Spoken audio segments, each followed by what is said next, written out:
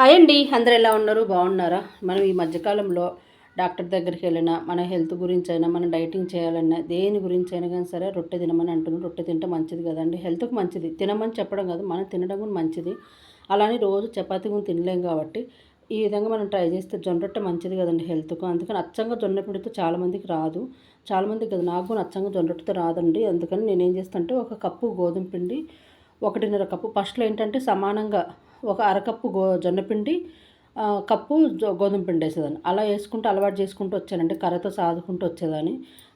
కొంచెం కొంచెం అలవాటు అయ్యే కొద్ది ఏం చేస్తున్నా అంటే, 1.5 జొన్నపిండి వేస్తున్నా. జొన్నపిండి కానీ సజ్జలు కానీ ఏదన్నా కానీ సరే 1.5 వేస్తున్నా, కప్పు ఇది వేస్తున్నా. మనకు ఎక్కువ రొట్టెలు కావాలనుకున్నప్పుడు 1.5 ఇది వేస్తా, కప్పు అది వేస్తా. లేదు కొంచెమే కావాలనుకున్నప్పుడు ఏం చేస్తా అంటే, అరకప్పు గోధుమ పిండి వేసి కప్పు జొన్నపిండి వేస్తున్నా. అలా వేసుకొని చేసుకుంటే మనం ట్రై చేసి చూడండి. ఎంత ఈజీగా అయిపోతుందండి, ఒక్కసారి చూడండి. నేను దానికి కాంబినేషన్ ఈరోజు ఇది కాకరకాయ పులుసు వేస్తున్నా అండి. పిండి కలిపి పెట్టేసుకున్నా. ఎక్కువసేపు నానితే ఏమవ్వదా అనుకుంటాము, ఏమవ్వదండి. అంటే ఎక్కువసేపు ఉంచాం కదా, కర్రీ పోపు పెట్టేసుకొని రొట్టెలు చేసేస్తాను. కూర కాకరకాయ పులుసుకి ఏముందంటే, ముందు కాకరకాయలు ఉడకబెట్టేస్తాను. ఉప్పు కాస్త చింతపండు కొద్దిగా చేతి తగ్గనికని వేసి ఉడకబెట్టేసాను. ఇవన్నీ రెడీ చేసి పెట్టేసుకున్నాం కదా, టమాటాలే కట్ చేసి పెట్టేసుకున్నాం కాబట్టి కర్రీని పోపు పెట్టేసుకుంటే, పక్కన టమాటాలు పచ్చిమిరపకాయలు పచ్చడి కూడా అండి, సింపుల్గా అసలు ఏం వేయకుండా. కాస్త మనకు జ్వరం వచ్చేసి జలుబు ఈ దగ్గులు వస్తున్నాయి కదా, కాస్త నోటికి కొద్దిగా కారకారంగా తినాలనిపిస్తుందని చెప్పేసి టమాటాలు, పచ్చిమిర్చి, జీలకర్ర, ఎల్లుల్లిపాయ అంతేనండి, ఏమీ వేయలేదు. ఉల్లిపాయ కూడా వేయలేదు. మంచిగా మెత్తగా రుబ్బేసి పోపుకొని పెట్టదలుచుకోలేదండి. ఆయిల్ ఏమీ లేకుండా నీళ్ళు వేసి కాస్త ఉడకబెట్టేసాను. కొంచెం దిట్టంగా వేసేసానండి. ఎల్లిపాయలు, జీలకర్ర, కొత్తిమీర, టమాటా, పచ్చిమిర్చి అంతే వేసి మంచిగా రుబ్బి పెట్టేసుకున్న పచ్చడి కూడా మంచిగా రుబ్బేసి ఒక బౌల్లో తీసి పెట్టేసుకుని, కాకరకాయ కూడా తాలింపు వేసేసుకున్నాం కదా. చాలా బాగుంటుందండి. వేడివేడికి ఉప్పు సరిపోయిందా లేదని డౌట్ వచ్చి చూసానమాట. సూపర్ కుదిరింది, మంచి స్మెల్ వస్తుంది, ఎల్లిపాయ జీలకర్ర వాసన అనమాట. కాకరకాయ కూడా దగ్గరికి పడింది. అది కాకరకాయలు ఎందుకంటే ఆల్రెడీ మనం ముందు ఉడికిచ్చాం కదా టమాటా, అందుకే ఎక్కువసేపు మగ్గితే బాగుంటుందని చెప్పి ఎక్కువసేపు టమాటా మగ్గ పెట్టేసాం కదా. టమాటాలు మగ్గిన తర్వాత కాకరకాయలు వేసేస్తే ఇంకా చింతపండు గుజ్జు పోసేసుకున్నాం అనుకోండి, మనకి అది దగ్గరికి అయిపోతుంది అనమాట. చింతపండు పులుసు వేసుకుంటే బాగుంటుందండి టేస్ట్. టమాటాలు ఎన్ని వేసినా కానీ కదాస్తన్న చింతపండు పులుసు వేస్తేనే బాగుంటుంది.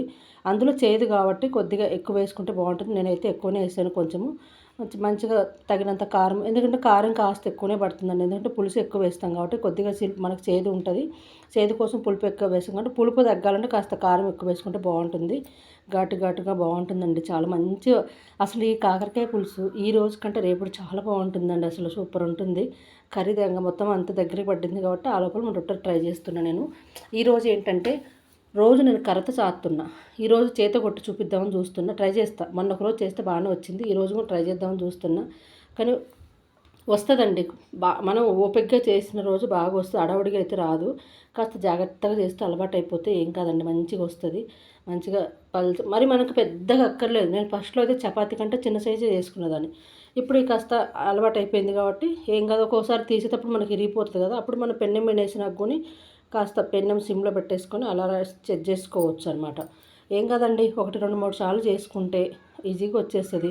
అచ్చంగా జొన్నపిండి వేసి రొట్టె చేయడం నాకు ఇప్పటికీ రాదండి, నాకు అస్సలు చేత కాదు. అందుకని నేను కాస్తన్నా గోధుమ పిండి వేసి చేస్తున్నా.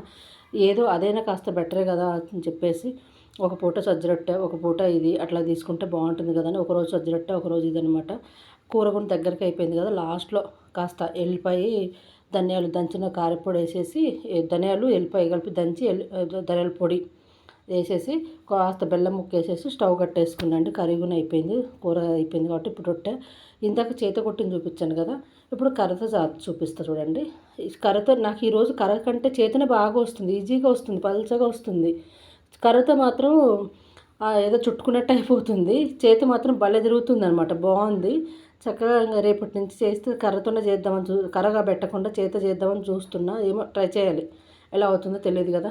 మంచిగా వేడిగా కాకరకాయ పులుసు, ఘాటుగా టమాటా పచ్చడి, టమాటాలు పచ్చిమిరపకాయలు పచ్చడి, రొట్టెలు. ప్లీజ్ అబ్బా లైక్ చేయండి, నచ్చితే మీరు ఈ విధంగా ట్రై చేయండి.